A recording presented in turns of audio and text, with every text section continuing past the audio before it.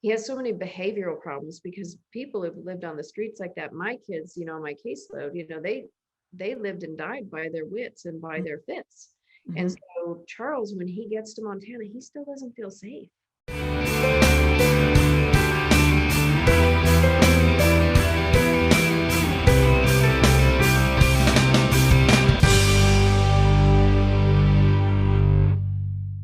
Welcome to our latest Book Reporter Talks to interview, where our guest today is Dianna Rostad, whose book, You Belong Here Now, is a Book Reporter Bets on selection. Now, I am not alone in praise for this book. William Kent Krueger to the group of that always reads his books on our website, we interviewed 3 times for Book Reporter Talks to interviews. And let me tell you how he is describing this book. You Belong Here Now is a novel as straightforward and powerful as the characters who populate it. I love this book, and I guarantee you won't find a finer debut work anywhere. It's pretty powerful words, knowing Kent's pedigree, knowing how many books he's written himself.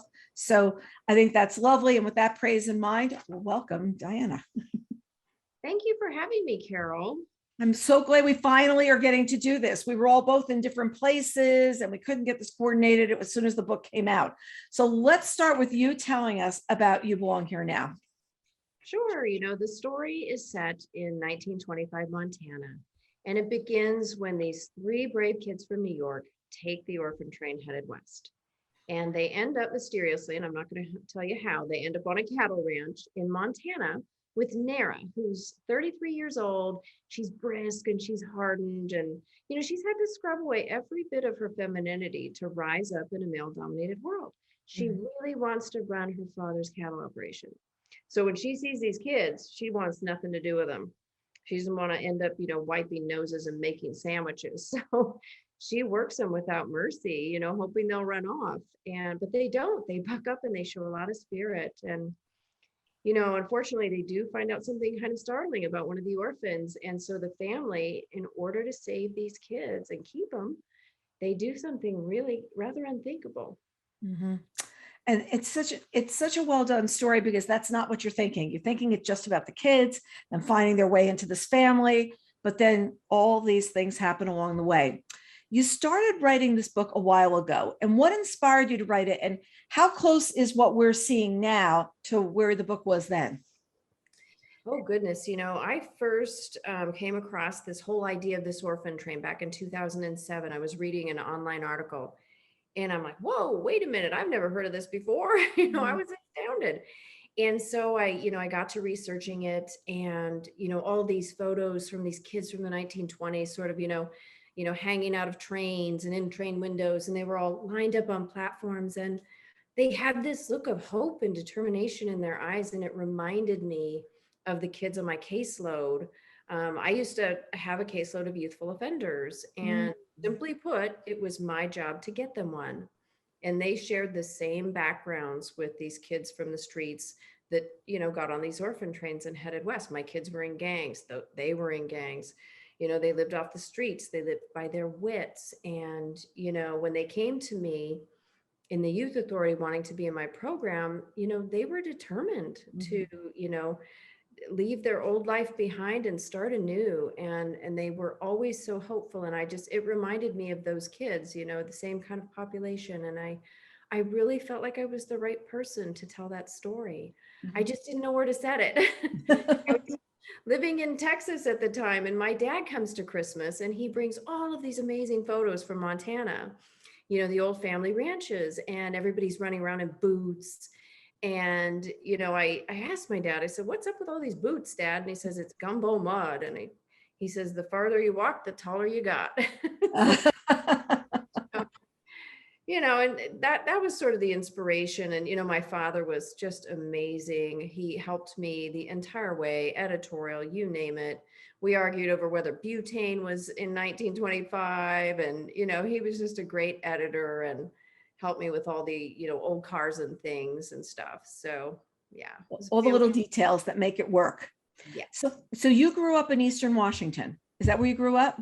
Eastern Washington, Oregon, all over. And then I've lived all over. I'm like that Johnny Cash song. I've been everywhere, man. Yeah, exactly. Because now you're in Florida. Now you're in Florida, but I did not know until earlier today when I was doing research that you grew up in Eastern Washington. I didn't make that connection.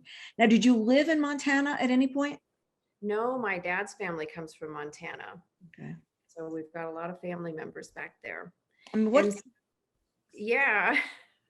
And so a lot of my family members are in the book, all the legends and the lores, a lot of the songs in there are songs my grandfather sang or wrote, and just, the things that my grandparents would say and how my father talks, it's in the book. I'm just aping my dad. When I was growing up, everything was butts, fiddles, duds, and chops. And I just thought everybody's dad talked like that. It's men of few words. They say the words and you're supposed to know exactly what it means, and that's it.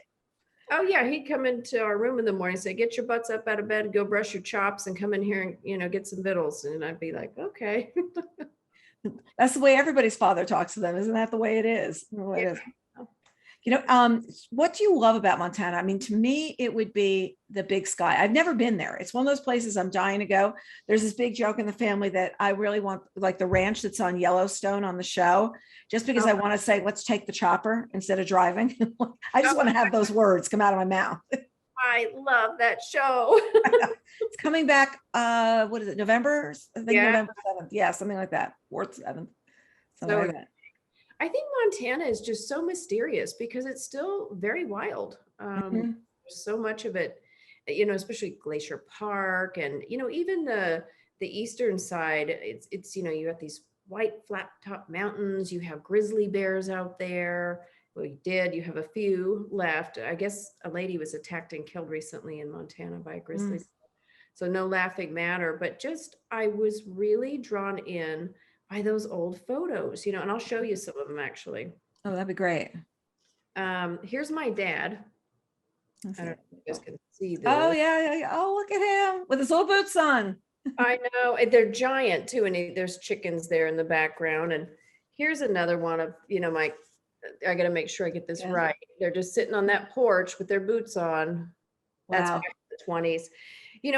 And a lot of these photos were from the 20s. They were from my grandfather's era. And I just thought, wow, if you're going to go out to a ranch or farm, let's go out there, and also to set it somewhere where the family came from. And my dad was so excited. He wanted to go to the library straight away once he figured out I was setting it in Montana. In fact, we did go to the library. So, well, what's really interesting too out there is like, where does the land end and the next person's begin? Because it's all marked, but like here we'd be able to mark out like where exactly your territory is. There, it's a little bit more oblique of, are the horses on that land? Are they on your land? Have you crisscrossed into a Native American like part of the country that's over there? What has ended up happening? And it's so different. We're here, it's demarcated by driveways or streets or things like that. Yeah, a lot of the West is like that. And, there's open grazing out on, public lands and whatnot. And so it's very open country. It's very low density. And so for these kids coming to me from New York, I mean, they're coming from New York, they're coming from what still is a big city at that point, even though it's not what it is now. They go out there, they come to this land where it's open sky, it's go work the land, which is completely different. I mean, in New York City, there's no way you work the land. You walk the land, but you don't work the land. Yeah, Charles gets there. He's a city kid, but, he loves the sound of Montana. All he can hear is his boots scuffing in the ground or, the needles and the pines, rattling, things like that. It's so quiet because, when he slept on the streets, he could never sleep at night. There was always racket. So he gets to Montana and he absolutely falls in love with it. He can see the sky. He's not got gloomy skyscrapers and old tenements above his head. And he really falls in love with that landscape. But I'll tell you, he doesn't play well with horses at first. And there's quite a few episodes in the book that come from my own childhood. On a horse that really, it's an ornery horse. It's an Appaloosa, and it really doesn't want to be ridden. So he's knocking him off. And that becomes his job, is to stay on that horse. That your job is to break that horse. As they're trying to break him into being a part of family and being a part of people, because he's not used to that. So he's rebelling in a lot of ways even though he wants the security, he doesn't want the rules. He doesn't really want what's going on. So I feel like the horse metaphor of what they're trying to do with the horse is exactly what they're trying to do with him. They're trying to get both molded. Yeah, it's really interesting thing. Him and Nara have to find a middle ground because in the book, Nara is all about the rules. You know, she's Mhm. based on my daughter Jessica. She was all about the rules. She went into HR in her lifetime because she loved rules that much. And so, but Charles in the book only has one rule, and that's don't get caught. Mhm. And so these two butt heads in the book, and they sort of meet in this middle ground where they come to realize, rules and law don't create justice in our world. Only love can do that. And so that's kind of where they end up in the book. Yeah, I think that when they find their way to the ranch, they're get comfortable, but they're also looking for family. They are looking for that connection. And someone like Opal, the little girl, because we should actually say there are two boys. One is 18, one is 14. The little girl's about 8 years old, and she's pretty easy to integrate into a family. I mean, what are you going to do? Bring her into the kitchen, let her cook, let her sew, let her do all these things. The boys are tougher. And when you were creating this story, were there always three, or did you start out with two kids, or was it always the three that you were talking about? It was always the three. And I did have somebody, an editor, suggest that I combine Patrick and Charles. And I said, no way. Mm-mm. No. No, no, I don't think that would be. No, I think you needed the real ornery one. You Yeah. need the one that was more towing the line, but still wondering, still coveting his past a little bit. And then you needed the little Wonder Girl, you Yeah. know? And Patrick is just he's lived a totally different life. He comes to being homeless and without family from a totally different perspective. And he kind of provides that contrast, nature versus nurture. He smiles and he can fit right into the family. Whereas Charles is like, he's so unsure and he's brisk and, him and Nara just sit there and butt heads. And even though Charles really, really wants to be a part of the family, he has so many behavioral problems because people who've lived on the streets like that, my kids, my caseload, they lived and died by their wits and by their fits. And Mhm. so Charles, when he gets to Montana, he still doesn't feel safe. Mm-mm. No, and he's always wondering, what are these people going to do next? Are they going to take this away from me? Is this world ending? Am I just in here for a couple of moments, or am I in here for the long haul? And he's not trusting as a result. You Yeah, know? yeah. So how tough was it to get the kids' voices right? Because hitting that pitch perfect of delivering dialogue is an art in a book, because a lot of times it doesn't happen. It sounds clunky. It doesn't sound what they say. Did you play around a lot with the dialogue? I dialogue comes really easily to me for Mhm. some reason, no matter who I'm writing. And I don't know why. And I guess it's just because I'm so deep in that scene. But I always feel like less is more. Mhm. And Patrick was a little tricky, although the lady who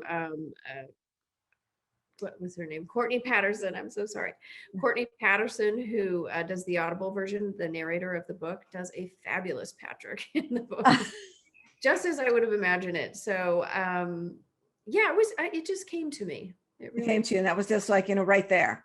Yeah, because getting that right is really, really difficult. And I felt like in this book, I heard each of them speaking. I could hear the gruffness, I could hear the shortness, and then I could hear the sweetness of Opal. I could hear all of that going on.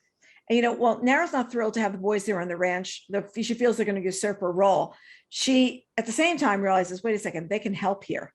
Yeah, And all of a sudden, she realizes, wait a second, they're helping. They're making my job easier in a lot of ways, even though I'm fighting them at the same time. And there's that awakening for her of who am I and who I want to be. exactly. I mean, in the book, she says, look, I've just had my head down working and digging in, and I didn't even really think about, hey, what happens when I get older? Or, Mhm. she was just so, no, I don't want them. I really want to be in charge. And, she just, and a lot of that comes a lot from my daughter, is a lot of her personality is in Nara. So, Yeah, it's like fight, fight, fight. And if yeah, sort of, and I remember at one point, it's like at some point she realizes laws and rules do not equal justice. Like the laws and the rules and the way everything is supposed to be is not what really happens. So let's talk about that, because it's such an interesting way of thinking. well, she's very insulated. When these kids come to the ranch, she doesn't know anything about, the horrible things that can happen to kids. She's just she's been in her little world and she hasn't left that world and she's got no idea. And so, when they come to the end and, the family has to do this unthinkable thing, I won't say what because I don't want to blow the plot. She has to rethink a few things. And then when she has to do something to cover for somebody, and I won't say how or what she does, again, in her mind, she is creating the ultimate justice by doing what she's doing, but she is absolutely breaking the laws. She's breaking rules, everything she's always held dear. Yeah. In her naivety, she always thought, hey, you just follow the rules, everything's going to be hunky-dory. But, the kids really open up her world and she's forced, to confront that logic. It doesn't always be the same. It's not always the same. And there's a prejudice against the children because of where they come from. Was that typical in your research that you learned? Like, I mean, we think, oh, everybody gets adopted, they get a new dress, they do this, do that. Was there a lot of pushback of when these people moved into these towns? Yeah, they called them train riders. And, a lot of folks knew that they had been living on the streets. They were, teased, they were thought of as lesser than. And, Shirley Patrick is Irish. And, they were the big wave of immigration at that time. And everybody was up in arms. They said they were lazy and were on the dole. And so, yeah, these kids have a lot of different barriers to punch through and to prove that, hey, I deserve to be out here too. Mm-hmm. Was there one character that was the easiest for you to write and someone else who was the toughest? I want to say that, Papa came really easily to me. Mm-hmm. He really is an amalgamation of my dad and my grandfather. Nara was a little tougher because, she was almost too tough at first. And then I had to sort of soften her up. But so much of her, the bones of that character comes from, the strength of my eldest daughter, Jessica. But she was originally named for my maternal grandmother, Nara. But I loved that name for this character because it sounds like her, it's not terribly feminine and it's unusual. So it really kind of went with her. But I would say she was my toughest character to write. And a lot of Charles, my son was about 17, 18 around that time. So, and, obviously his background is based on, the kids in my caseload. So how he would have thought about himself and feeling lesser than, and, always, worried that rug was going to get pulled out from under him, those kind of things, I understood that from working with the kids in South Central Los Angeles. So how long did you have that job that you were working with them?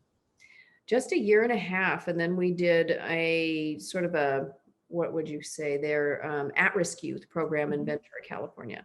But right after the riots, there was a lot of block funding that went to the city. And so our population of youthful offenders actually got money for this kind of a program, which normally, they'll go to at-risk youth and they'll stop there because the recidivism rate for youthful offenders at that age is like 77%. So they generally do go into the adult population, which is why I have such a soft spot for them. Mm-hmm.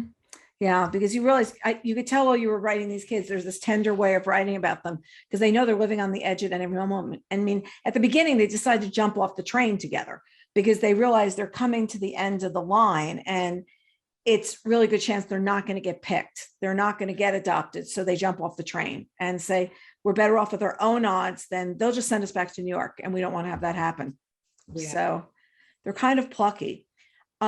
The sense of place in this book is so important as the characters, and the land is so important. It's more than a home. It's giving them their place in life. And Montana's got these big, wide expanses. So what are the boundaries that are set on these expanses? Like your ranch ends here and the other one starts there, or your territory is where? How is it marked?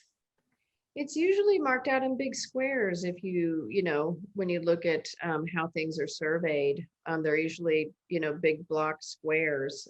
I don't know what the old system was back then, but I can't, and I'm a real estate agent too on the side. So I should remember what that big square is, but yeah, and people came out there originally on homestead. So they would apply for homestead, and all they had to do was work the land and prove that they were doing it, and they were given the land, they were granted it. Wow. So this family, the Stewarts, go out there on homestead. And yeah, so and these days, a lot of people do have fences. They keep their own cattle in.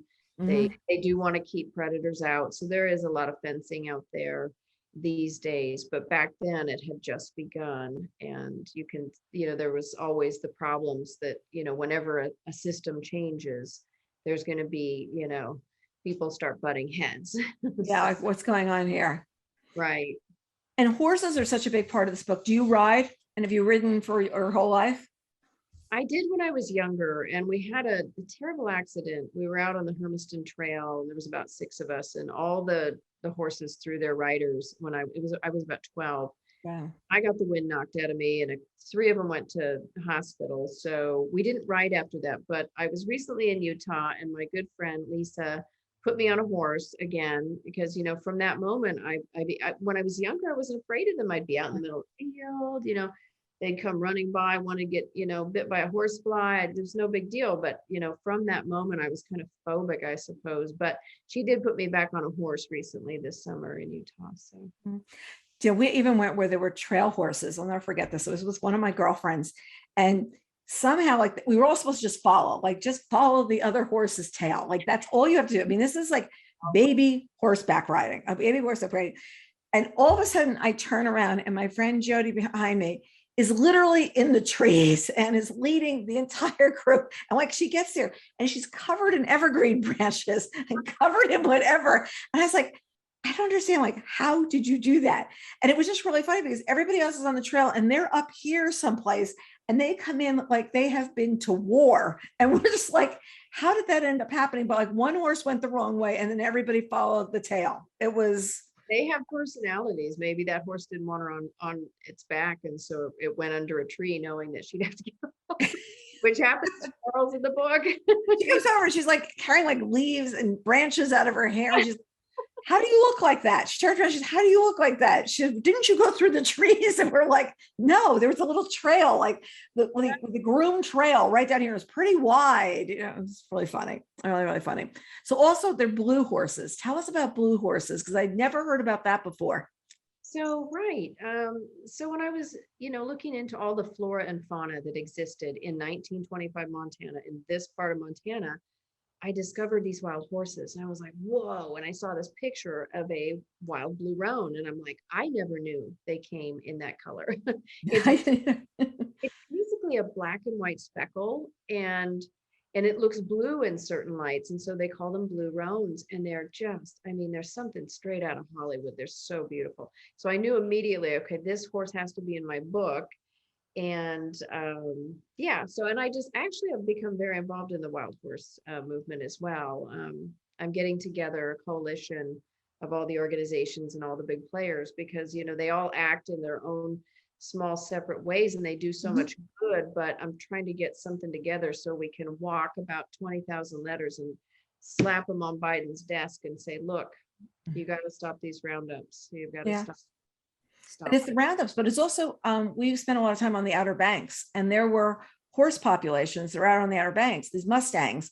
And they used to say to people, like, these are not your pets. These are not, you could take pictures of them, but don't go over and feed the horses. Don't go and do all these things. And it was very interesting, especially in the off season, we go down and they would be on the beach and there would be all these people taking pictures of them, all the people, there weren't that many people at that time of year, but people would hear the horses were there and they just like meander around and then walk up. And it was almost like they were doing a show. I mean, to be perfectly honest, it's like, oh, 4 o'clock. Yeah, let's leave, go down, take care of the tourists on the beach, come back up. But we were hearing about things that people had done to the horses up there. And it was appalling to sit there and think that people would be trying to harm these creatures that were really just living there more than vulgar than people were. So why is this going on? Yeah. Yeah. So it's like, it was crazy, but I had never heard about the blue horses. Those were like some of those kind of special. Yeah. If you Google wild blue roan, probably Zeus will pop up. He was wild at one point and now he's been rescued by the Sky Dog Sanctuary in Oregon. And I think she's managed to get a lot of his band together too, because they live in small family bands, and then they get together at the water holes, a lot of the other horses, and they'll go up and they'll say hello. Maybe that was that horse's mother, or that maybe that was her baby, and they'll say hello, even though they run around in smaller bands. So they're familial. And what is it right now? The people that you're trying to fight is that people are just trying to take the horses onto their own land, make them their own instead of being wild. Is that the big takeaway? The government's doing it. The Bureau of Land Management, we call them the BLM. And, there's about 57, there's, I think, 157 wild herd management areas. And there used to be, so many more. And now, they're rounding them up. They're saying that they don't have water, that they're too skinny, they don't have any forage. Well, if they don't, it's because they're allowing all of this cattle onto the national lands. And, when the cattle come in, they destroy the native grasses. And wild horses don't. They don't destroy the seeds of it in their stomachs, neither do bison. And they don't tear apart the land. And so when the cattle come through, a lot of the other types of animals in that area also go away, because they really are very destructive. And so it's the age old thing. It hasn't changed in, since I wrote this book. It's 25, it's been 100 years, and they still are rounding these horses up, and they are still being destroyed. Ultimately. Wow. The horses are brought together and destroyed. Meanwhile, they're not destroying other animals that are living on that same land. Yeah, and there's wild burros out there, and burros actually dig wells with their hooves. They can find water. They're amazing creatures. And when they dig that water, they don't just drink it themselves. Everybody gets the water. So, the wild creatures that are out there are much better stewards of our public lands than our cattle. Well, you also think of something else too, is when the fires are happening, you can always hear the wildlife goes crazy first. Like they actually hear it before the humans hear it, to sit there and say, we've got to go, we've got to bust out or whatever. So you're seeing a lot of that happening too, especially out west right now. Like how many horses are being destroyed just because of these rampant forest fires, because of how far can you go? I wondered, I was on a bookstore road trip, and I was 50 days on it. And I'd gotten up to Minnesota, and it was smoky in Minnesota. There weren't fires there, I don't believe, but all the way through North Dakota, Montana, Washington, Oregon, California, even in Nevada, there was smoke everywhere. It was just, and I was thinking, as I was driving through Northern California, I don't even know how these creatures are living out here in this air. And it just is so sad. Well, even here, there were a couple of nights in New Jersey where they said to us, we're going to see smoke from the fire. This fire is making its way here. We couldn't believe it. And then you go outside and you'd see this haze up in the sky. And this is clearly across the country at this point. It's not something that was even very local. And they said, the way the winds are blowing, this is what you're seeing. So Orphans have been written upon in Christina Baker Klein's Orphan Train, Christina McMorris's Sold on a Monday. But here you've taken the story to a new part of the country. Did you read those books before you wrote, or as you were writing? Because you started your story back in like 2007, coming up with the kernel of the idea. When you saw those books come out, were those things you glommed on, or did you say, oh my gosh, the story is being done? Well, I saw Christina, I think, when she was still on Amazon self-published, and then she got bought. I think she was. I don't know if I'm misstating this here, but then she got bought, and it did so well. And I was like, that's good for me. That because the industry, they buy more of what sells well. So I was very, encouraged by that. But I didn't want to read it yet, because I didn't want to lift from it, even, subconsciously. So, but I did finally read it after it was 2016, and it's a wonderful book. It's a wonderful book. Yeah. Yeah, but there are three different perspectives. Sold on a Monday's got a different perspective. Orphan Train, your book, they're all very different. They're about the same subject matter of the kids, but it's just differently the way the stories are told. And they're told during very, very rough times in this country, ones that we sort of try to sweep under the rug and not talk about, and don't draw any parallels to today with. It's just like, oh, that was then. Right. Moving on. But, it was that adoption program or work program, depending on, because it was kind of two different, parts to it. It was a 75-year program. It was a big part of our, how we managed these homeless children. At one time, there was 20,000 homeless children living on the streets of New York. Mm. And you can imagine, and the funny part about the orphan train is that it was almost the building of the railroad itself that was the biggest catalyst to all of that homelessness, because they put out all of these posters around, Europe and beyond, land of the free, Come here. come here. And so they came, but they got stuck on the Eastern Seaboard. It takes wagons and provisions and money to go west. And so it just created a lot of homelessness, unfortunately. Yeah. And when you were in Europe, you didn't know the size of this country. You heard you were going to the land of promise, but you didn't realize it would take 4 days to drive across there in a car these days. It would be, months to go cross country, with the horse and your children and a wagon, and you need to have the provisions for that. And it was really, really interesting because a lot of times there are parallels to today of things that are going on, whether it's with migrants or what's happening at borders or what's happening in cities at this point too, of children that are being underfed and whatever. What are we doing? But nobody's thinking about putting the children on a train and sending them west just to see what would happen. It's not in the nomenclature. I mean, we just wrested from their parents and sent on their way. Yeah. Yeah. And, some of them did have parents, but they were just really living on the streets, truly abandoned. They might've been going back and forth. And there were some kids, who rode these trains who later in life just felt like maybe they had been abducted. So there was so many different experiences. I read so many good experiences from people who went on to have, 20 grandchildren and what have you. And so, when I think about it, because I've worked with kids on the street, and when you consider that these kids are literally running around without any shoes on, they're starving, there's disease, even if they do get into a work program or an indentured contract, they are still, in my opinion, and this is my take, so much better off.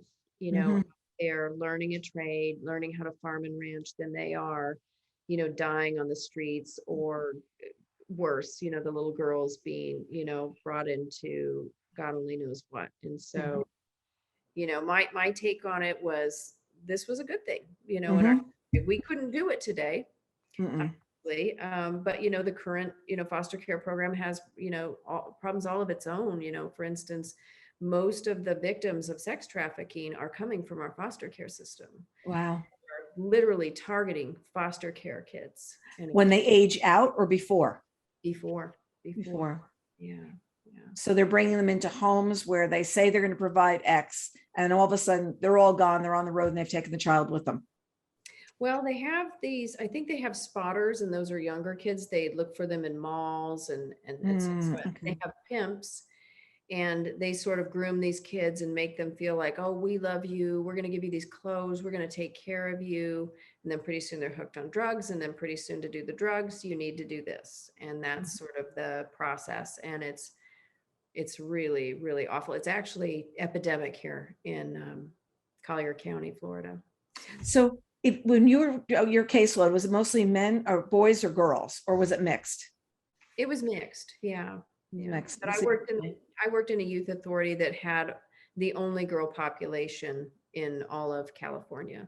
So I did get to work with a lot of young women, and when I would work with them on the inside, we would take them through soft skills programs, and then also they would sometimes go through work programs on the inside, but it gave me the opportunity to create a relationship with them, because these kids had done terrible things, just like Charles in the book. And so when they paroled, I would go meet with, I only met with one parent ever. These kids really, they went to group homes and whatever. And so, but, I'd take them out, I'd get them some clothes and take them to their job interviews, help them fill out applications and do follow-ups with employers. And then I had work sites that I just put my kids through. So. Yeah. And it's the kind of thing where you think you're going to see, let's say, 5 cases in a day, but the first one takes a really long time, and that's held up. And then there's red tape to go through. So no matter what your plan is for the day, you don't quite get there. It's not like a word count. I'm just going to do this word count. It's dealing with people and how can I really get this all placed? Yeah. Yeah. So But when it's you, a very rewarding job. Yeah. I loved it. so was writing someplace as a release when you came home? Like you were writing at the same time you were working. Was the work this like, okay, this is something I can handle. This is something I can manage. Is that the way you were looking at it? Well, actually, I had stayed at home with my kids while they were younger for a while. And as they grew, middle school, high school, I wasn't as busy, but I still want to keep an eye on them. You know what I mean? Mhm. Because that's kind of the age where you can really get into trouble. So my ex-husband at the time, he said, look, why don't you try writing? And I had actually been thinking about it. So Mhm. so I started writing and I came across this Lord Byron fellow and wow, he was fascinating. And so I went down a 9 year, I don't think obsession is too light a word here. You So know everything on a pop quiz on Jeopardy. probably, yeah. So, and I wrote a lovely book, but by the time I got it done and it was gorgeous and it was sort of experimental literary fiction, the narrative was, but they had proclaimed that biographical fiction is dead, which sometimes they do. So I don't know, but with this new Bridgerton series, I don't know, Byron's, I can hear him in there kicking in the drawer saying, let me out of here. Oh I'm yeah, I want to try again. I want to try again. again. Yeah. I don't know. Did you ever go out with that book, go out to try to get published, or did you just see what the trail was looking like and it wasn't going to work? It wasn't going to work. And because they, literally I went to a conference and how they have the big agent editor panels. And I think it was Diane Fox got up there and said, biographical fiction is dead. And it's like, then it probably is. And I had this orphan train idea. And so I wasn't getting anywhere with that. And I had actually met Marley Rusoff up in Minneapolis and she loved the book. She thought it was audacious, which was great. But she had a conflict with another client who was going to be giving her something similar. And so I said, you know what? I'm going to pivot. I'm going to write this orphan train book. I'm going to finish it. And so I did. And I called her up and I said, Marley, I got this orphan train book set in Montana and I've got all these executive editors who want to see it unagented. I said, can I send it to you? And she calls me back and she says, oh my God, it sounds wonderful. And in a couple of days, she'd read it and offered me representation. So Interesting. And did you end up going with one of those editors, or was a different editor they ended up getting placed with? yes, it was one of those editors, Lucia Macro. I had actually pitched it to her at the Historical Novel Society in Portland. And so that was just so cool that, Yeah. Goes yeah. full circle. It just shows that before you're published, how you really do need to get out there and see who wants what, who's interested, where the chemistry is going to be great between agent and author, because sometimes that's the biggest relationship. It's the agent and the author and the editor and the author. And if you're going to clash like this, it's not going to make the book go real smoothly. It's just not going to work. Right. Yeah. You have to do your homework. I was on Publishers Marketplace all the time, looking at who's selling what to who. And Mhm. so that's how I knew, Marley was a very successful agent. And so I literally had a Google alert on her because she's really hard to get in touch with. So it was funny because one of those came up the other day because I hadn't taken it off and I was laughing with her about, I said, your Google alert just came up again. So And she's like, where am I going and what am I doing and why is it there? yeah, because I think a lot of agents these days try to fly under the radar because they Mhm. really do get inundated. So, but yeah, that was kind of funny. We laughed about that. Yeah, you're looking for the perfect book, and sometimes it's a book you have to shape, and it's got to be the right moment for you personally to be want to be dealing with that book as well. It's like, can I take this project on? And I know even sometimes people are asking me for advice about things, and it's just like, I don't have time. I don't have the bandwidth to do it. If you ask me in a year, or if you ask me 6 months before, I'd have more bandwidth. But right now, I'm just like not there, really not there. So we were out visiting these bookstores, and I think you said you traveled 10,000 miles. What Yeah. was it like being out there, like in the wilds right now, going to stores, not just ordering and having a bookstore deliver it to you? It was awesome. I got to go into so many bookstores and I can't even count them all. I have a whole notebook full of them. I wrote down all the managers' names and what I signed and did they want me to come back for an event? And I do want to go back for events and I'm trying to line those up. I'm going back to Missoula, Montana, and I'll try to, round up some others, but we do have to be careful with COVID. So there's always those things you have to sort of, balance. But I loved it. I loved being out on the open road. And yeah, I did get a ticket. Don't speed in Missouri. Don't do it. Oh, okay. own speed in Missouri.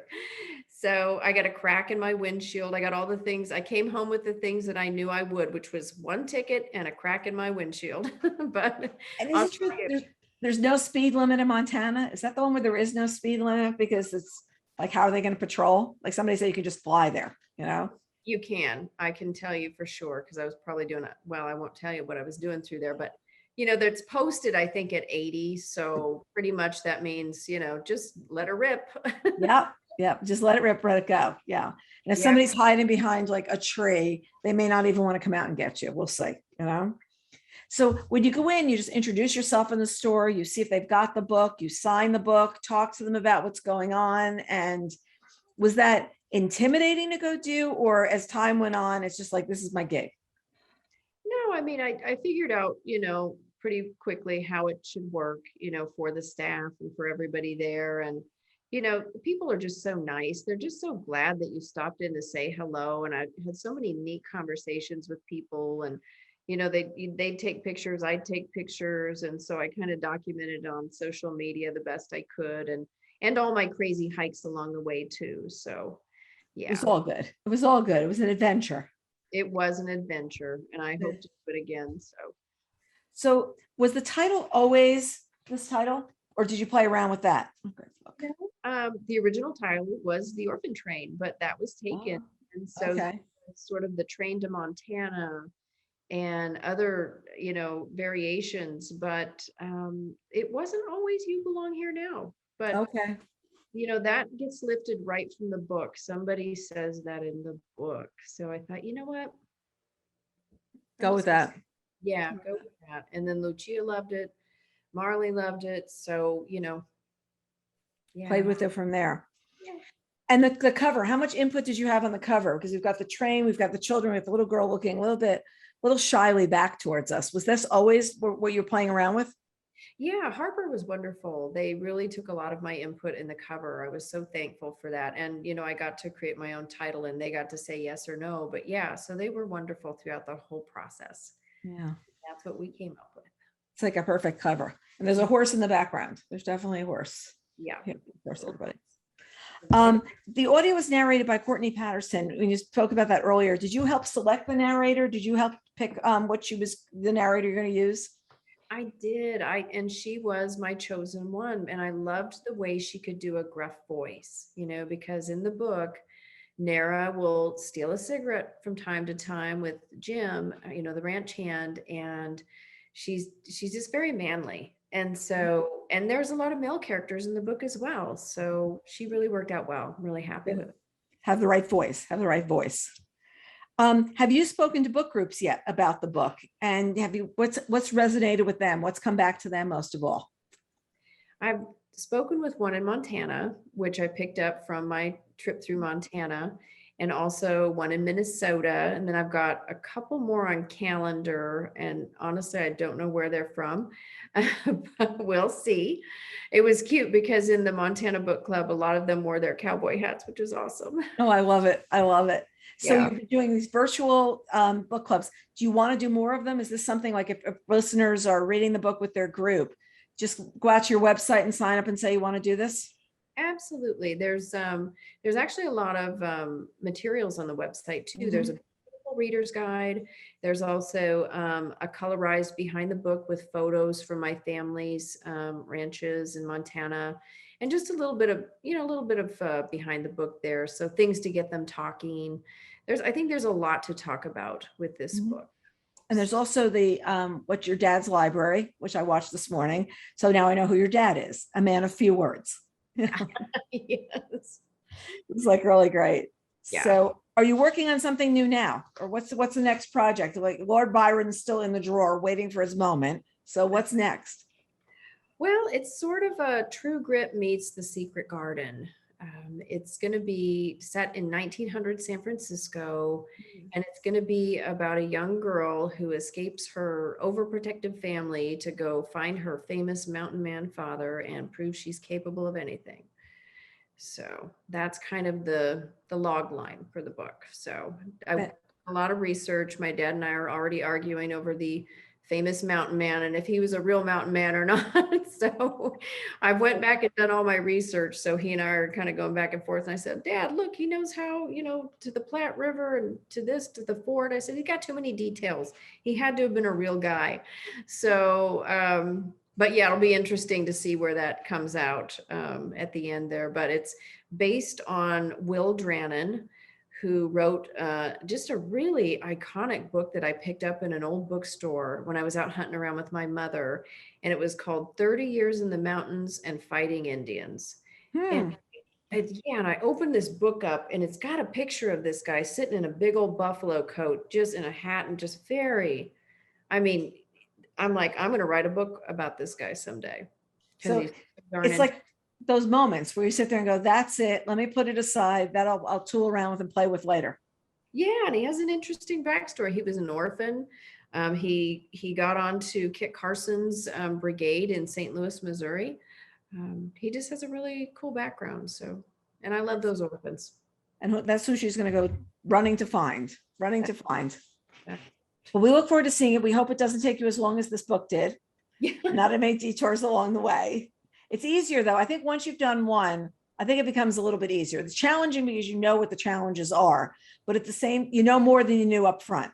How many times you're going to have to read it and you better love it and all that kind of stuff. It's kind of like having a baby. If you can just forget how difficult and painful it was, you'll have another one.